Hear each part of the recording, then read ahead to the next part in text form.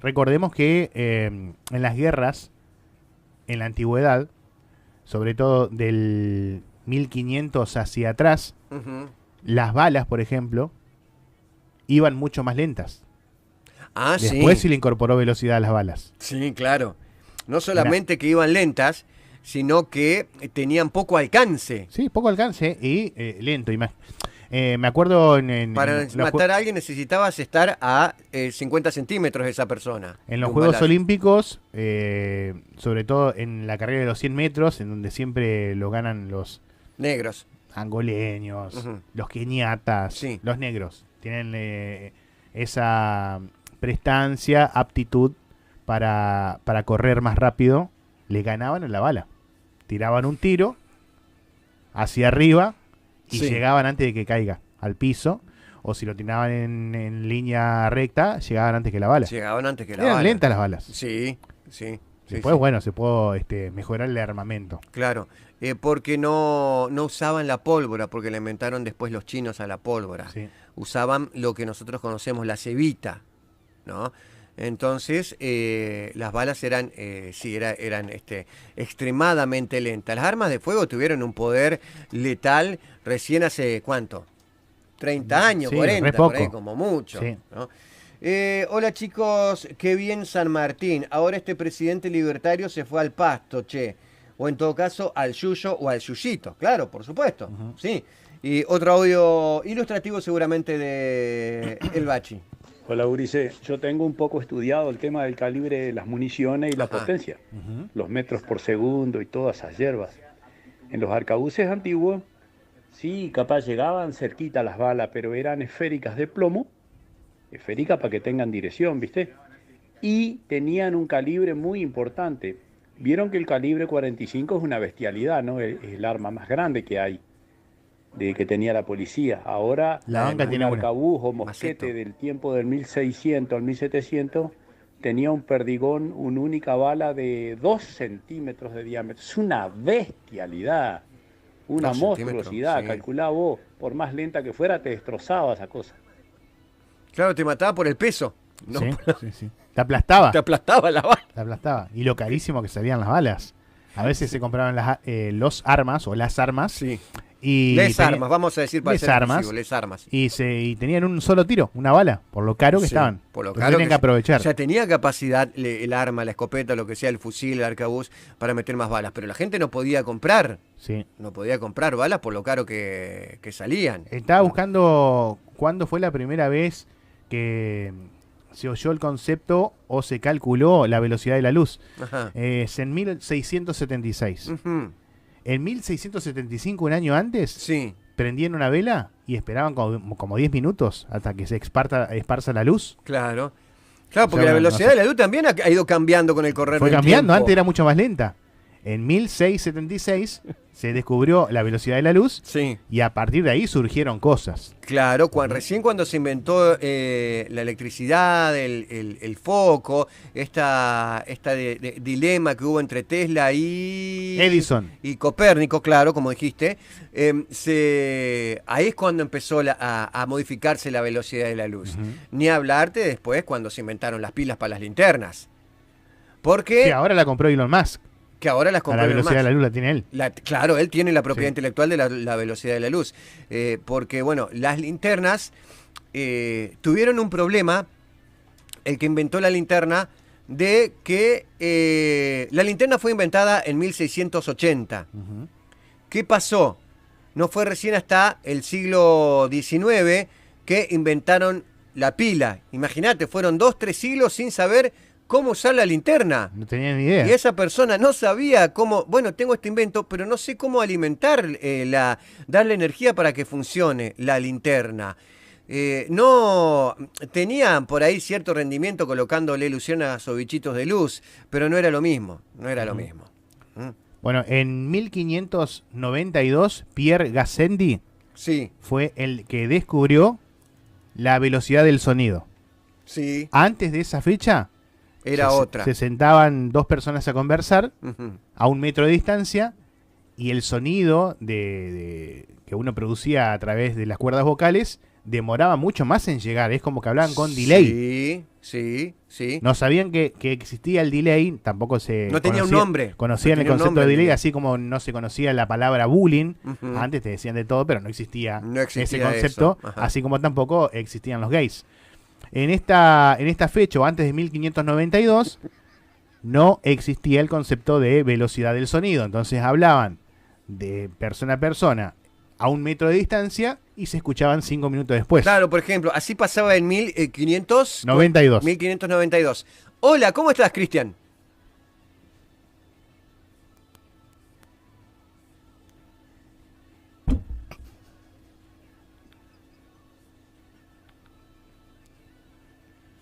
Recién fui a buscar un conejo.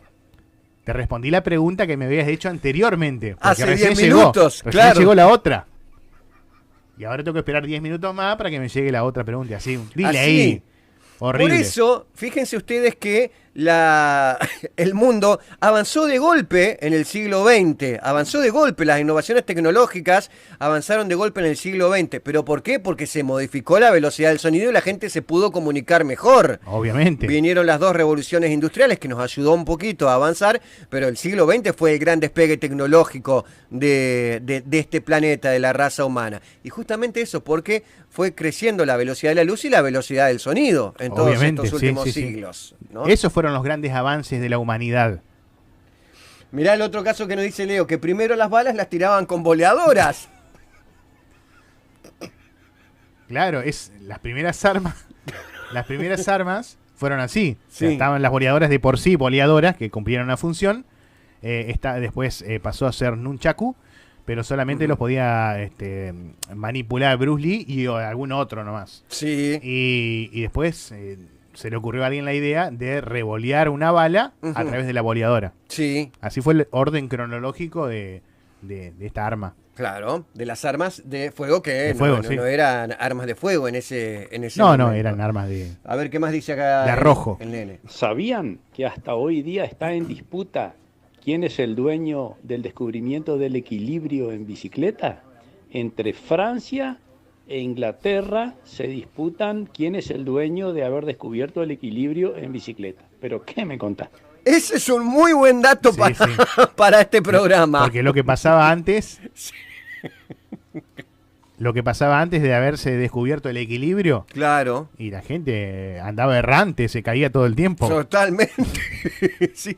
No fue hasta el siglo XIX, no, finales del siglo XVIII, siglo XIX, que la gente pudo andar en bicicleta sin caerse. Si no, imagínate, los grandulones de 40, 45, 50 años andando en la bicicleta con las rueditas a los costados. No tenía sentido. Entonces alguien dijo, no, acá hay que hacer algo, hay que inventar el equilibrio. Lo mismo pasó con la gravedad. Todos sabemos que Newton descubrió la gravedad. Claro. Cuando le cayó una sandía arriba del pie. Pero hasta el día de hoy todavía no se sabe quiénes inventaron la gravedad, si los griegos o los romanos, que son los inventores de todos prácticamente. Todo. Lo que no es griego hoy por hoy es romano o chino. ¿Pueden haber sido los chinos los que inventaron la gravedad? Pueden haber sido los chinos, porque sabido es que la Gran Muralla China no tiene ningún tipo de... Fue construida únicamente utilizando la ley de gravedad. O sea, ladrillo sobre ladrillo sin ningún tipo de cemento, sin ningún tipo de mezcla que los sujetara. Hoy vas a China y si querés te sacás un ladrillo, así, Quanzhenga, de la muralla de China y te lo traes de recuerdo. Porque no tienen mezcla. Vos fíjate que los mayas inventaron el calendario. Sí. Antes de la invención del calendario, vos proponías una reunión para un día y era muy difícil porque nadie conocía el concepto de calendario.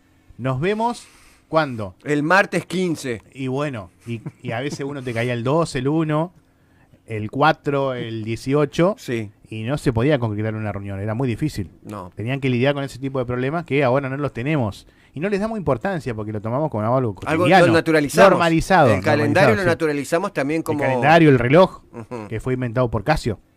Sí. El reloj lo inventó Casio y Rolex. Sí. Los dos. Sí.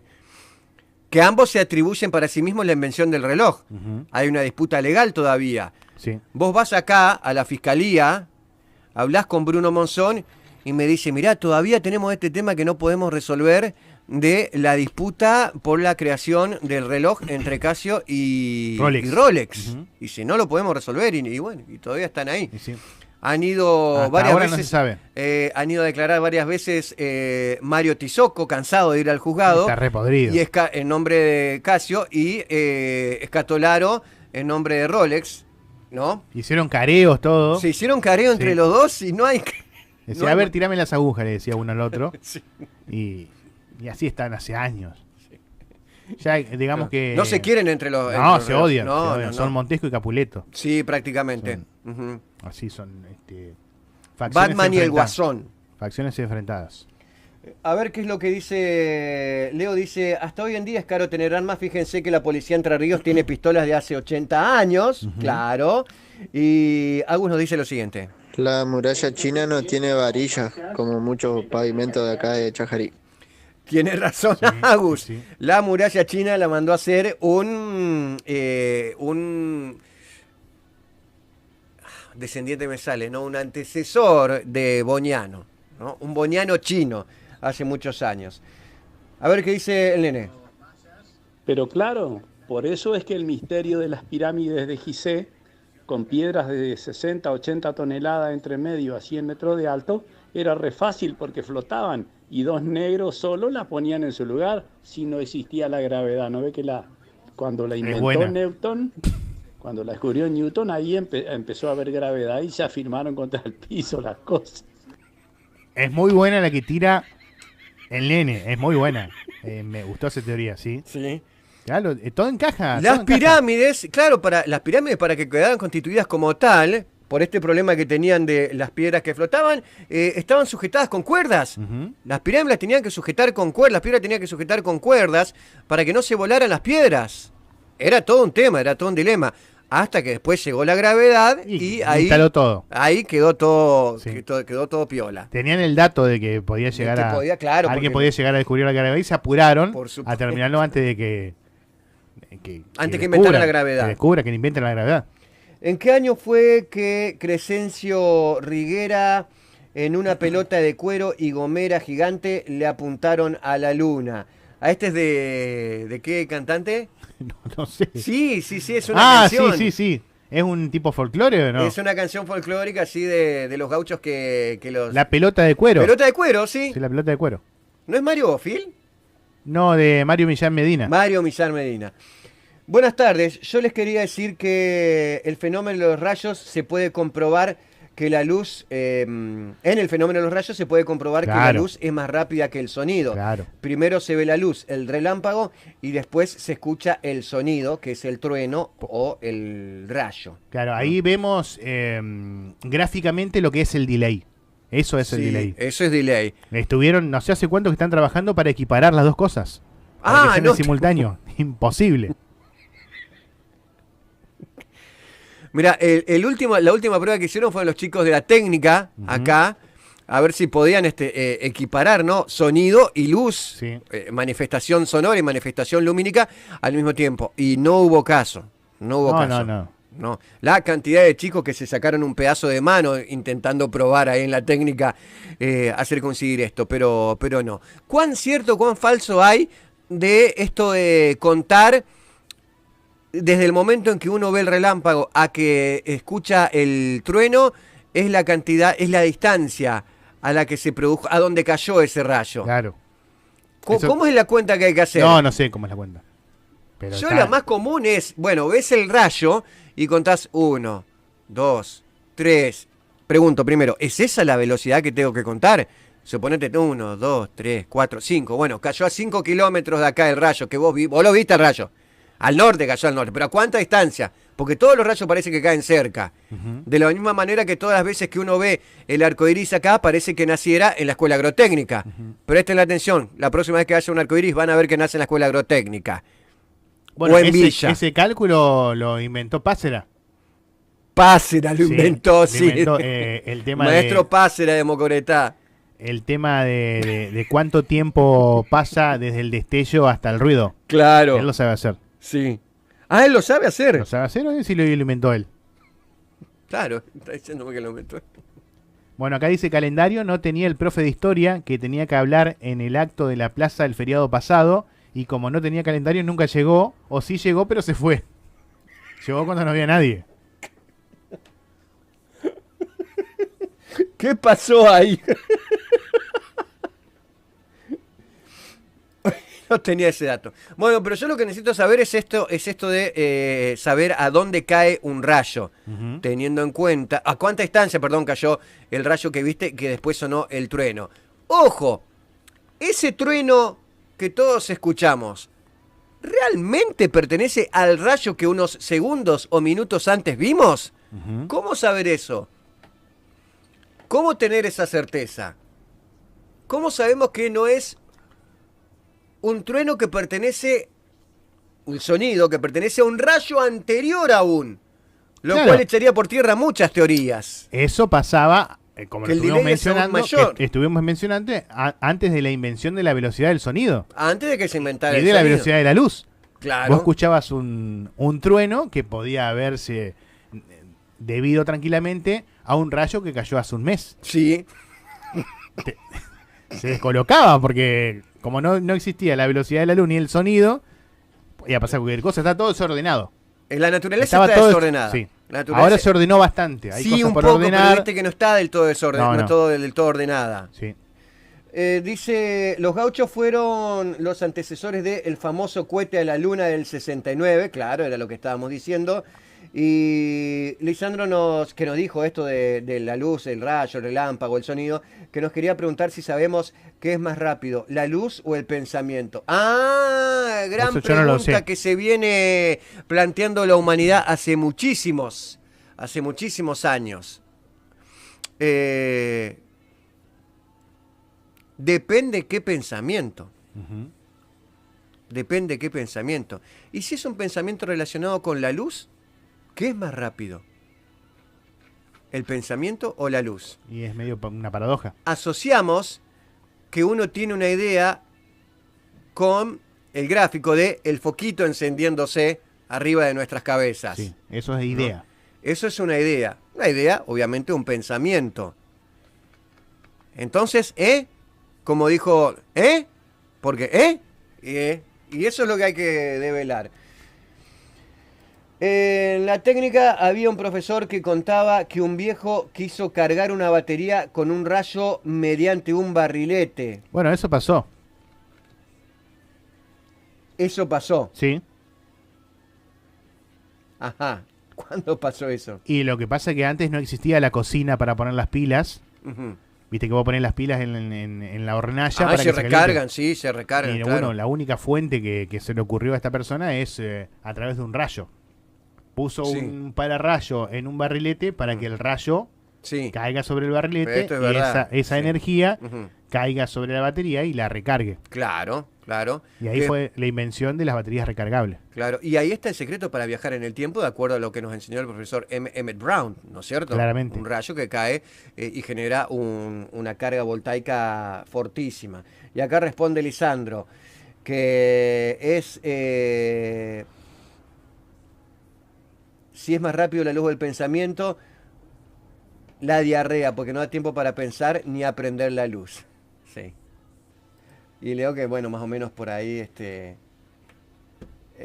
tiraba más o menos la misma. Tiraba esa. Bueno, 50 10 62, gracias a todos por sumarse a esta serie de disquisiciones, a esta serie de... análisis del mundo que nos rodea, porque es importante también conocer el mundo que nos rodea, cómo funcionan las cosas, de qué están hechas las cosas, cómo es que hoy por hoy nosotros, por ejemplo, podemos estar acá hablando en un cuarto y esto que nosotros estamos diciendo acá se esté escuchando en lugares distantes, como por ejemplo un barrio de zona norte, un barrio de zona sur, en Santa Ana, en Juan Pujol o en 9 de Julio Corrientes. Ese tipo de cosas que uno las naturalizó, que uno las internalizó, son dignas de ser analizadas una y otra vez para comprender el mundo que nos rodea, el mundo en el que estamos inmersos. Y eso que no hemos analizado absolutamente nada. Sobre lo que hay que analizar, la punta, pero la puntita, el último peldaño, nada. Del iceberg. Sí, nada. Por eso... Nada mejor que reflexionar sobre el mundo y las cosas que nos rodean con este gran clásico de Louis Armstrong, el que llegó a la luna. Sí. Cantó este tema y después fue a la luna. And I think to myself, what a wonderful world. Y esta gran canción que dice lo siguiente: I see skies of blue, antes de criticarme, intentá superarme. so white, Tu envidia hace mi fama. bright, blessed day. La envidia de la gente a mí me mata. And I think to Si myself, yo fumo, lo hago con mi plata. what a wonderful world. Gran canción de Louis Armstrong. The colors of the rainbow, ¿Cómo les hago entender que para mí so pretty in the sky, no son nada, simplemente also on the faces, uno más en la gilada? people going by. Hoy los pibes paramos en la esquina y la policía se quiere matar. Andan diciendo Natalia, Natalia, y corte cumbiero nos quieren bajar. They're really saying, Qué buena letra Sí. que creó Louis Armstrong antes de ir a la luna. "Hear babies cry. I watch them grow. Sin flow, They'll learn much more sin base, than I never knew." pero en tu barrio And I think to myself, yo doy clase. what a wonderful world.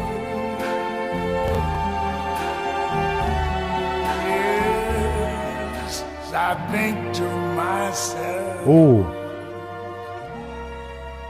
what a wonderful. Yo quiero ser tu osita, que me pongas bellaquita. Voy a escabiarme tu agua bendita. Hagamos que se repita. Quiero que me comas mi galletita. La que puede, puede, y la que no critica. ADN. Parece que lo surtieron con un fierro Javier. ADN. Cobró y no fueron migajas.